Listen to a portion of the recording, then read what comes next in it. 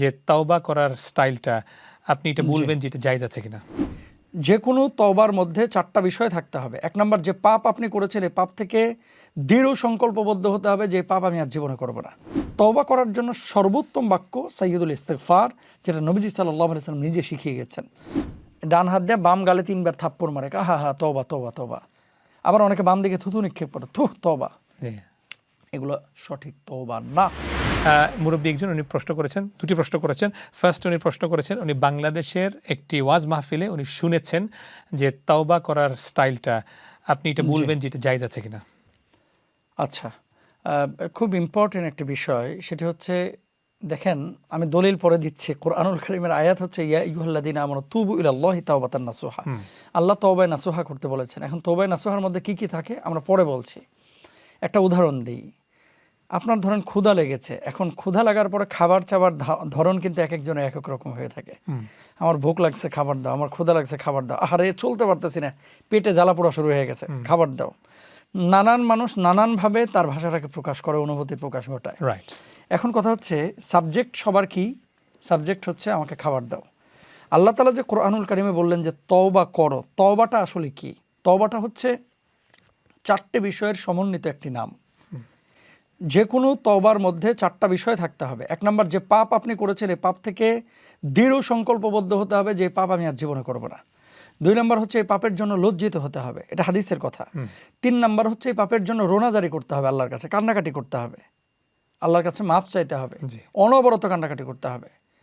4 number, নিজে সৎ কাজ করতে হবে, সাদাকা করতে হবে, এবং এই পাপ যাতে করে না হয় এর জন্য যা করা দরকার তাই করতে হবে। আচ্ছা, দোয়ার মাধ্যমে। এই যে আমরা আল্লাহর কাছে অনেকে বলি, মানে এখন তো তওবার অনেকগুলো ধরন আছে, এই 4টা বিষয় আপনার ভেতরে থাকাই লাগবে। কোনোদিন এই পাপ আর করবো না, দৃঢ় সংকল্পবদ্ধ হওয়া, আল্লাহর কাছে তওবা করা, ফিরে আসা, হ্যাঁ, সৎ কাজ করা, তারপরে হচ্ছে রোনাজারি করা, কান্নাকাটি করা, সৎ কাজ করা, সাদাকা করা। এগুলো করার পরে আমরা আল্লাহর কাছে তওবা এভাবেই আমি প্রকাশ করে ফেললাম, আর কখনো ওই পাপে যাব না। সমস্যাটা হচ্ছে তওবা, এই যে যিনি প্রশ্ন করেছেন উনি শুনেছেন একজন আলেমের কাছ থেকে অথবা ইমাম সাহেবের কাছ থেকে। উনি যদি এটা বলে থাকে যে আস্তাগফিরুল্লাহাল্লাযী লা ইলাহা ইল্লা হুয়াল হাইয়ুল কাইয়ুম, এভাবে তওবা করতে, তওবার অনেকগুলো রূপ বা বাক্যের মধ্যে এটা একটা গুরুত্বপূর্ণ বাক্য। তবে তওবা করার জন্য সর্বোত্তম বাক্য সাইয়্যিদুল ইস্তিগফার, যেটা নবীজি সাল্লাল্লাহু আলাইহি ওয়াসাল্লাম নিজে শিখিয়ে গেছেন। আল্লাহুম্মা আনতা রাব্বি লা ইলাহা ইল্লা আনতা খালাকতানি ওয়া আনা আবদুকা ওয়া আনা আলা আহদিকা ওয়া ওয়া'দিকা মাসতাতাতু আউযু বিকা মিন শাররি মা সানাতু আবুউ লাকা বিনি'মাতিকা আলাইয়া ওয়া আবুউ বিযামবি ফাগফিরলি ফাইন্নাহু লা ইয়াগফিরুদ দুনুবা ইল্লা আনতা। এটা আপনি পড়বেন ইনশাআল্লাহ। কোথায় পাবো এই দোয়াটি? আচ্ছা, এটা আপনি হিসনুল মুসলিমের মধ্যে আছে, এবং হাদিসের মধ্যেও আছে, বিভিন্ন কিতাবেই আছে। গুগলে যারা হিসনুল মুসলিম নাই, গুগল থেকেও আপনারা সাইয়্যিদুল ইস্তিগফার লিখে ফেললেই চলে আসে। সাইয়্যিদুল ইস্তিগফার লিখলেই চলে আসে। ঠিক আছে।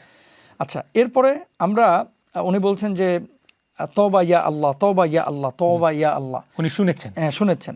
তো যে যে রাসূল সাল্লাল্লাহু আলাইহি ওয়াসাল্লাম সাইয়্যিদুল ইস্তিগফার শিখিয়েছেন, এরপরে তওবা ইয়া আল্লাহ, তওবা ইয়া আল্লাহ, এটা আপনি যদি বলতে চান বলতে পারেন, তবে বলা জরুরি কোনো কিছু না, কারণ আল্লাহ তাআলা দেখছেন। তওবার আরেকটা ধরন আছে, ধরেন পাপ করার পরে ওই 4টা বিষয় করে না, আল্লাহর কাছে ক্ষমা চায় না, ডান হাত দিয়ে বাম গালে 3 বার থাপ্পড় মারে, হা হা তওবা তওবা তওবা। আবার অনেকে বাম দিকে থুতু নিক্ষেপ করে, থুহ তওবা। এগুলো সঠিক তওবা না। সুতরাং এগুলো থেকে আমাদেরকে দূরে থাকতে হবে। কান ধরি, হ্যাঁ, কান ধরি, আস্তাগফিরুল্লাহ আস্তাগফিরুল্লাহ, কি বললাম, দাঁতে কি বলে, জিহ্বায় কামড় দিই, ঠোঁটে কামড় দিই, আস্তাগফিরুল্লাহ আস্তাগফিরুল্লাহ, এগুলো তওবা না। তওবা হচ্ছে ওই 4টা বিষয়। ওকে, ইনশাআল্লাহ।